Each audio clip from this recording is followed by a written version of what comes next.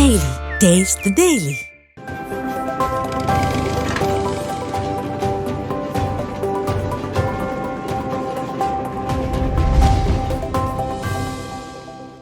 திருவாரூர் மாவட்டத்தின் பல்வேறு பகுதிகளில் பனிமூட்டம் காரணமாக வாகன ஓட்டிகள் அவதியடைந்தனர். திருவாரூர் நகரத்திற்குட்பட்ட பகுதிகளிலும் திருவாரூர் சுற்றுப்புற கிராமங்களான சேரத்தமங்கலம், வண்டபாளை, தண்டலை உள்ளிட்ட பகுதிகளிலும் அதேபோன்று கூத்தாநல்லூர், கொரடாச்சேரி, திருத்துறைப்பூண்டி, விக்கிரவாண்டியம் உள்ளிட்ட மாவட்டத்தின் பல்வேறு பகுதிகளில் இன்று அதிகாலை முதல் பனிமூட்டம் அடர்ந்து காணப்பட்டது. இதன் காரணமாக இருள் சூழ்ந்து காணப்பட்டதால் வாகனத்தின் முகப்பு விளக்குகளை எரியவிட்டபடி வாகன ஓட்டிகள் பயணித்தனர். மேலும் இந்த பனிமூட்டம் நிலவுவதால் பயிர்களில் பூச்சி பாதிப்பு போன்ற பாதிப்பு ஏற்படும் என்று விவசாயிகள் கவலை தெரிவித்துள்ளனர்.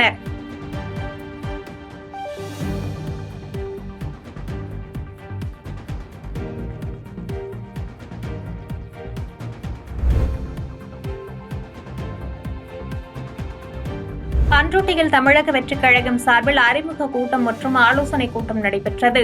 கடலூர் கிழக்கு மாவட்ட தமிழக வெற்றிக் கழக நிர்வாகிகள் அறிமுக கூட்டம் மற்றும் ஆலோசனை கூட்டம் தனியார் திருமண மண்டபத்தில் நடைபெற்றது. இந்த கூட்டத்திற்கு சிறப்பு அழைப்பாளர்களாக கடலூர் கிழக்கு மாவட்ட செயலாளர் ராஜ்குமார் மற்றும் மாநில செயலாளர் ராஜசேகரன் ஆகியோர் கலந்து கொண்டு சிறப்புரையாற்றினர். அப்போது பேசிய அவர்கள், தமிழக வெற்றிக் கழகம் நடத்திய மாநாடு தமிழக அரசியலில் பெரும் தாக்கத்தை ஏற்படுத்தியுள்ளது என்று தெரிவித்தனர். மேலும் எதிர்வரும் 2026 சட்டமன்ற தேர்தலில் தமிழக வெற்றிக் கழக தலைவர் விஜயை முதல்வராக பூத் கமிட்டி அமைக்கும் பணியை தீவிரப்படுத்தி மகளிர்களை கட்சியில் சேர்க்க வேண்டும் என்று வலியுறுத்தினர்.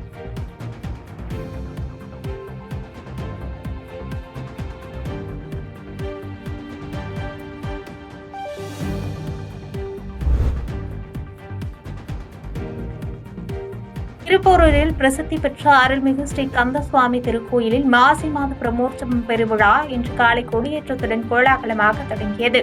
செங்கல்பட்டு மாவட்டம் திருப்போரூர் நகரின் மையப்பகுதியில் அமைந்துள்ள அருள்மிகு ஸ்ரீ கந்தசுவாமி திருக்கோயில் இந்து சமய அறநிலையத்துறை கட்டுப்பாட்டில் உள்ளது. இக்கோயிலில் இந்த ஆண்டுக்கான மாசி மாத பிரமோற்சவ பெருவிழா இன்று கொடியேற்றத்துடன் துவங்கியது. அர்ச்சகர்களின் சிறப்பு வழிபாடுகளுடன் தங்க கொடிமரத்தில் கொடியேற்றம் நடைபெற்றது. அப்போது கூடியிருந்த பக்தர்கள் கந்தனுக்கு அரோகரா, முருகனுக்கு அரோகரா என கோஷமிட்டு வழிபட்டனர். தங்க கொடிமரம் அருகே முருகன், வள்ளி தெய்வானை சிறப்பு மலர் அலங்காரத்தில் பக்தர்களுக்கு காட்சியளித்தனர். இதில் ஏராளமான பக்தர்கள் காலையில் பங்கேற்று சுவாமி தரிசனம் செய்தனர்.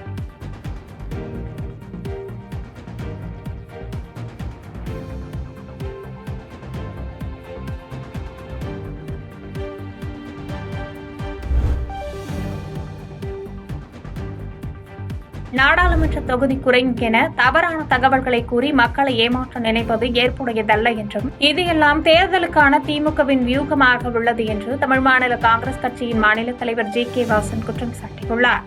அரியலூர் மாவட்டம் மீஞ்சூருட்டியில் தமிழ் மாநில காங்கிரஸ் கட்சியின் நிர்வாகி இல்ல திருமண வரவேற்பில் அக்கட்சியின் தலைவர் ஜி.கே. வாசன் கலந்து கொண்டு மணமக்களை வாழ்த்தினார். பின்னர் செய்தியாளர்களை சந்தித்த ஜி.கே. வாசன், அனைத்து கட்சி கூட்டத்திற்கு தமிழ் மாநில காங்கிரஸ் கட்சி பங்கேற்காது என்றும், மும்மொழி கொள்கையை தமிழக பெற்றோர் ஆதரிப்பதாகவும், ஆனால் மும்மொழி கொள்கையை வைத்து திமுக மக்களை குழப்பி வருவதாக குற்றம் சாட்டினார். நடைபெறுவதாகவே தெரியவில்லை. இதுதான் இன்றைக்கு தமிழகத்தினுடைய அவல நிலையாக இருக்கிறது. அனைத்து கட்சி கூட்டத்திற்கு தமிழ் மாநில காங்கிரஸ் கட்சி செல்லவில்லை என்ற அறிவிப்பை கொடுத்திருக்கின்றோம். காரணம், இன்றைக்கு தமிழகத்தில் பல பிரச்சனைகள் தலைவிரித்தாடி கொண்டிருக்கிறது. அதை பற்றியெல்லாம் அரசு கவலைப்படாமல் அதனை தீர்க்க முடியாத நிலை இருப்பதால் அனைத்து கட்சி கூட்டத்தை கூட்டி மக்களை திசை திருப்ப நினைக்கிறது என்று கருதுகிறோம்.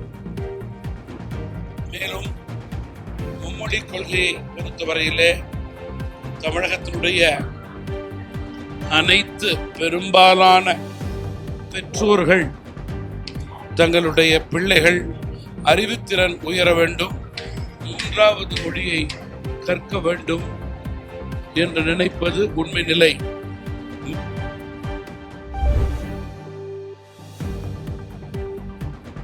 பல்லாவரம் அருகே குடும்ப தகராறு காரணமாக காவலர் ஒருவர் தூக்கிட்டு தற்கொலை செய்து கொண்ட சம்பவம் காவலர்களிடையே பெரும் சோகத்தை ஏற்படுத்தியுள்ளது.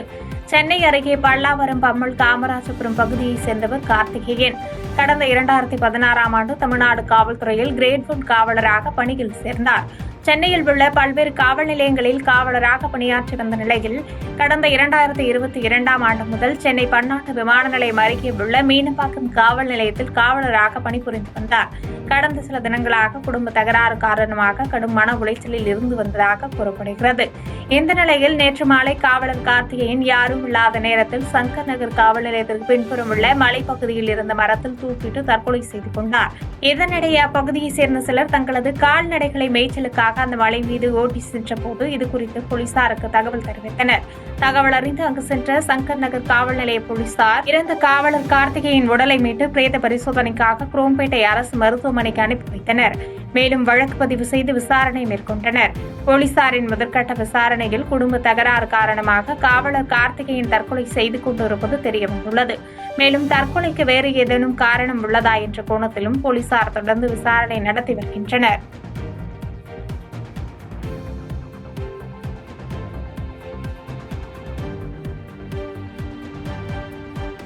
பாதகம் செய்பவரை கண்டால் நாம் பயம் கொள்ளலாகாது பாப்பா. மோதி மிதித்து விடு பாப்பா, அவர் முகத்தில் உமிழ்ந்து விடு பாப்பா. அண்மை செய்திகளை உடனுக்குடன் தெரிந்து கொள்ள இணைந்திருங்கள் எம் நாடு தொலைக்காட்சியுடன்.